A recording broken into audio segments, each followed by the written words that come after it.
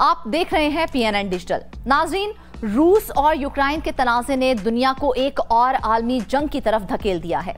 एटमी ताकतें आमने सामने हैं, अमेरिकी फौज हाई अलर्ट है। क्या यूक्रेन नेटो मुमालिक और यूरोपीय यूनियन का हिस्सा बनने जा रहा है? यूक्रेन कितना ताकतवर हो चुका है और मगरबी ममालिक का साथ उसे कितना फायदा देगा? मैं हूं फरजाना सिद्दीक और आज की वीडियो में हम आपको यही सब बताएंगे। जबकि वीडियो में रूस और यूक्रेन के माबैन तनाज़े की तारीख पर भी तफसील से बात होगी और हम आपको ये भी बताएंगे कि आलमी सियासत में कौन सी बड़ी हलचल होने जा रही है।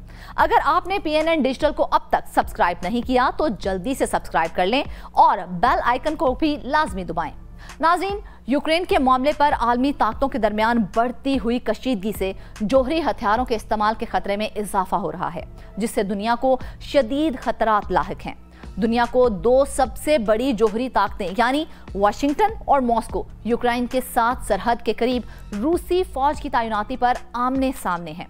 रूस अगरचे यूक्रेन की सरहद पर 1 लाख से ज्यादा फौजी तैनात कर चुका है, लेकिन साथ ही यूक्रेन पर हमले के अज़ाइम से इनकार करता है। नाज़रीन, यहाँ ये बात सबसे अहम है कि यूक्रेन और रूस का तनाज़ा कब और कैसे शुरू हुआ। क्या यूक्रेन के पास इतनी ताकत और हथियार हैं कि वो साबिक सुपर पावर का डटकर मुकाबला कर सके? ये सब जानने के लिए रूस और यूक्रेन की तारीख पर नजर डालते हैं। तो नाज़रीन, सोवियत यूनियन में शामिल होने से कबल यूक्रेन रूसी सल्तनत का हिस्सा था। 1991 में सोवियत यूनियन का खात्मा हुआ तो यूक्रेन समेत 14 आजाद रियासतें कायम हुई, लेकिन यूक्रेन को अलहदा मुल्क के तौर पर तस्लीम करना कई तारीखी असबाब से रूस के लिए मुश्किल था और रूस के असर से निकलने के लिए दीगर यूरोपीय ममालिक की तरह यूक्रेन ने मगरबी ममालिक से अपने रवाबित बढ़ाना शुरू कर दिए।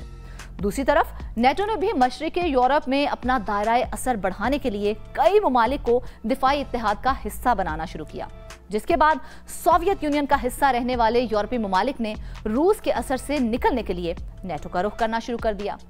नाज़रीन, यूक्रेन भी उन ममालिक में शामिल था, लेकिन सोवियत यूनियन में शामिल दीगर ममालिक के मुकाबले में यूक्रेन की नेटो में शमूलियत रूस के लिए इंतहाई खतरनाक साबित हो सकती थी।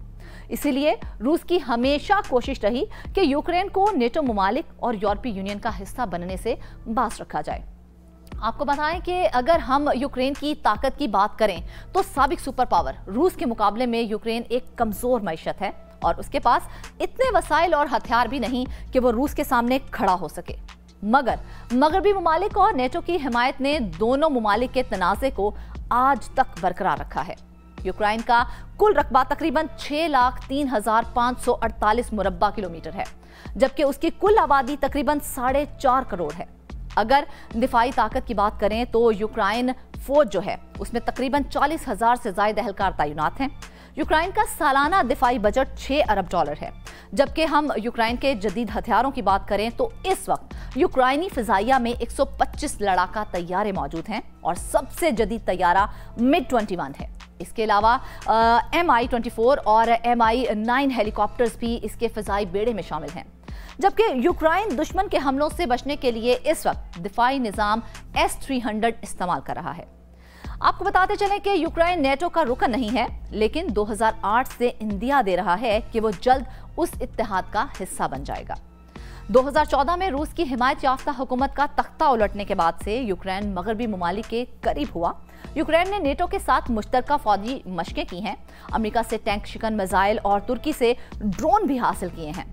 यूक्रेन को हथियार फराहम करने और उसके साथ जंगी मशकें करने पर रूस, अमेरिका और नेटो को शदीद तनकीद का निशाना बनाता है।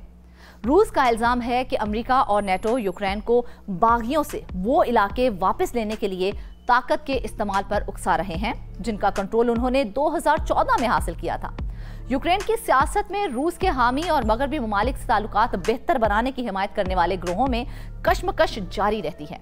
रूस की जानिब झुकाव रखने वाले यूक्रेन के इस वक्त के सदर विक्टोरिया यानुकोविच ने 2014 में मॉस्को से ताल्लुकात बढ़ाने के लिए यूरोपीय यूनियन से मुंसलिक होने का मुआहदा मुस्तरद कर दिया था, जिसके बाद बड़े पैमाने पर एहतजाज हुआ। उस एहतजाजी लहर के नतीजे में यूक्रेनी सदर को इक़्तिदार छोड़ना पड़ा था।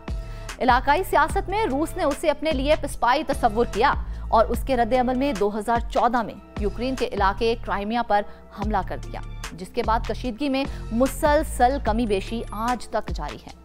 गुज़िश्ता बरस के दौरान मशरक़ी यूक्रेन में जंगबंदी की खिलाफ वर्जियों में इजाफा हो गया और इस वक्त जंग के खतरात मंडराने लगे जब रूस ने यूक्रेन की सरहद पर बड़ी तादाद में फौज तैनात कर दी।